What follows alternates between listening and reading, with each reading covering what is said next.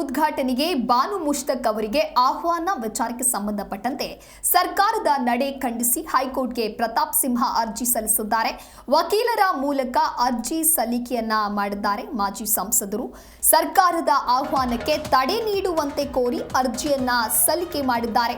ಹಿಂದೂಗಳ ಭಾವನೆಗೆ ಘಾಸಿ ಉಂಟಾಗಿದೆ ಅಂತ ಹೇಳಿ ದೂರಿನಲ್ಲಿ ಉಲ್ಲೇಖ ಮಾಡಿದ್ದಾರೆ. ಅರ್ಜಿಯಲ್ಲಿ ಉಲ್ಲೇಖವನ್ನು ಮಾಡಿರುವಂತದ್ದು ಆಹ್ವಾನ ಹಿಂಪಡೆಯುವಂತೆ ನಿರ್ದೇಶಿಸಲು ಮನವಿಯನ್ನ ಮಾಡಿಕೊಂಡಿದ್ದಾರೆ. ದಸರಾ ಉದ್ಘಾಟನೆಯ ವೇಳೆ ಚಾಮುಂಡೇಶ್ವರಿ ಪ್ರತಿಮೆಗೆ ಪುಷ್ಪಾರ್ಚನೆಯನ್ನ ಮಾಡಬೇಕಾಗತ್ತೆ. ವೇದ ಮಂತ್ರ ಧಾರ್ಮಿಕ ಆಚರಣೆಗಳೊಂದಿಗೆ ಉದ್ಘಾಟನೆ ಮಾಡುವಂತ ಸಂಪ್ರದಾಯವಿದೆ. ಬಾನು ಮುಷ್ತಕ್ ಹಿಂದೂ ವಿರೋಧಿ, ಕನ್ನಡ ವಿರೋಧಿ ಭಾವನೆಯನ್ನ ಹೊಂದಿದ್ದಾರೆ.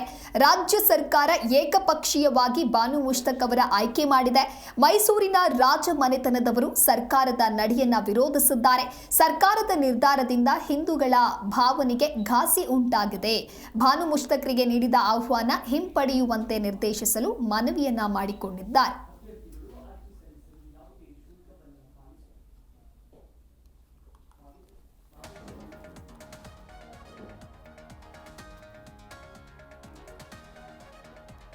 ಇನ್ನು ನಾಡಹಬ್ಬ ದಸರಾ ಮೈಸೂರಿನಲ್ಲಿ ಉದ್ಘಾಟನೆಯನ್ನ ಮಾಡ್ತಕ್ಕಂಥ ವಿಚಾರಕ್ಕೆ ಸಂಬಂಧಪಟ್ಟಂತೆ ಸದ್ಯ ಜೋರಾದ ಜಟಾಪಟಿಯೇ ನಡೀತಾ ಇದೆ. ಪರ ವಿರೋಧದ ಚರ್ಚೆಗಳು ಕೂಡ ಆಗ್ತಾ ಇದೆ. ಬಾನು ಮುಷ್ತಕ್ ಅವರಿಂದ ಉದ್ಘಾಟನೆಯನ್ನ ಮಾಡುವಂಥದ್ದು ಸರಿಯಲ್ಲ ಅಂತ ಹೇಳಿ ಕೆಲವು ಬಿಜೆಪಿ ನಾಯಕರ ವಾದ ಆಗಿದೆ. ಅದಕ್ಕೆ ಸಂಬಂಧಪಟ್ಟಂತೆ ಅಂದ್ರೆ ಸರ್ಕಾರದ ನಡೆಯನ್ನ ಖಂಡಿಸಿ ಸದ್ಯ ಹೈಕೋರ್ಟ್ಗೆ ಪ್ರತಾಪ್ ಸಿಂಹ ಇದೀಗ ಅರ್ಜಿಯನ್ನ ಸಲ್ಲಿಸಿದ್ದಾರೆ. ವಕೀಲರ ಮೂಲಕ ಅರ್ಜಿಯನ್ನ ಸಲ್ಲಿಸಿದ್ದಾರೆ.